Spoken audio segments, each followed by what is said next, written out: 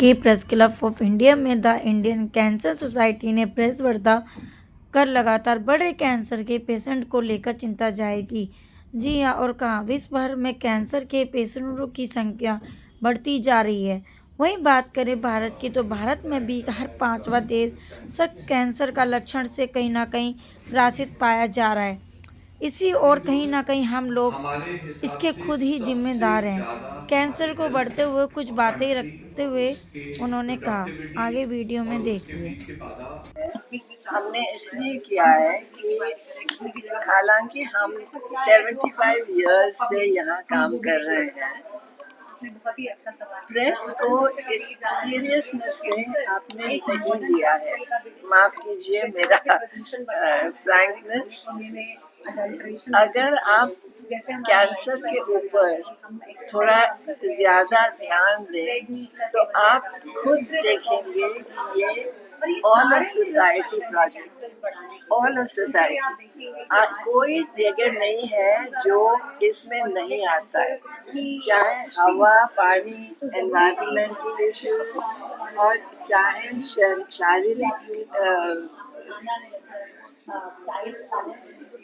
Ma'am, जिस तरह से देखा जाए आज कैंसर के पेशेंट बढ़ते जा रहे हैं और उसका इलाज महंगा है, तो क्या लगता है कैसे इस पर कम पाया जा सकता है?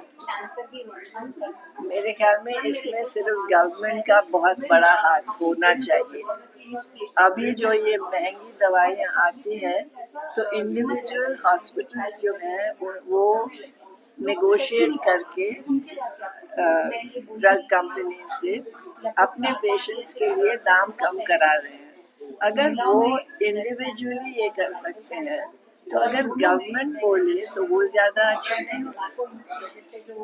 मैम, कई बार पेशेंट को हम डॉक्टर नितेश राहतगी है, principal director Fortis cancer institute Delhi and Gurgaon. कल बहुत इंपॉर्टेंट डे है, 4 Feb 2026, वर्ल्ड कैंसर डे।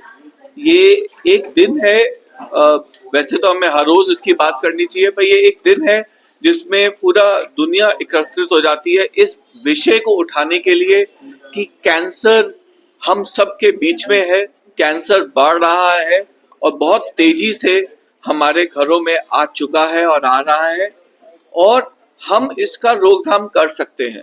और इसीलिए इस दिन पे ये बातचीत जरूरी होती है कि क्या किया जाए कि इसको रोकें, और क्या किया जाए कि अगर हो जाए तो जल्दी से जल्दी पकड़े, जिससे इलाज सक्षम हो, इलाज आसान हो, आउटकम अच्छे हो, और सबसे इम्पोर्टेंट इंडिया में इलाज सस्ता हो।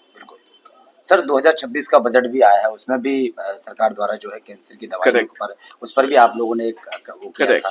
सो ये बहुत इम्पोर्टेंट है कि सरकार इस साल नहीं, हर साल एक्चुअली कैंसर पे कोई ना कोई बातचीत बजट में जरूर करती है।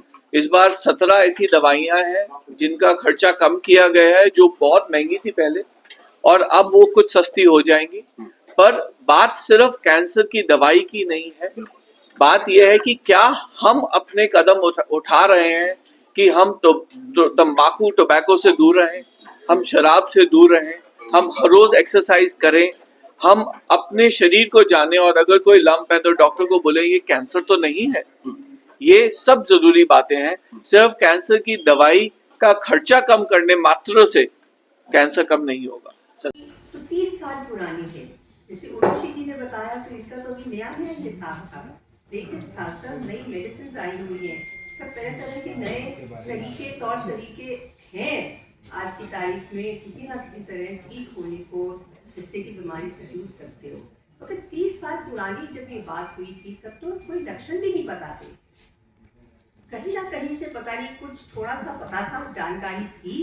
तो जब मेरे खुद ही गांठ एक मैंने देखी ब्रेस्ट के अंदर, तो मुझे लगा कि शक तो हुआ कि कहीं ये वो तो नहीं है वही चीज, कैंसर भयानक, जिससे उन दिनों में यही सुनते थे कि उसको कैंसर हुआ वो गया, उसको कैंसर हुआ वो गया। तो बचने के साधन बहुत कम होते थे, साधन थे नहीं, नई नई थेरेपी जैसे मैंने बताया कुछ भी नहीं था, सिर्फ वही था, कोई टारगेटेड थेरेपीज वगैरह कोई ये सब नहीं था।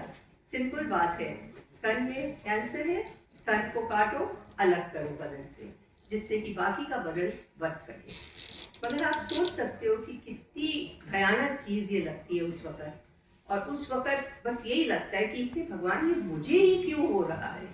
सबसे पहला सवाल वही आता है दिमाग के अंदर, और फिर इंसान सोचता है चलो अब आ गया तो उससे जूझो, किसी ना किसी तरह से कुछ ऐसे यत्न करो जिससे कि ये कठिनाई जो समय जो आया है ये किसी तरह पार हो। इसमें फैमिली उन दिनों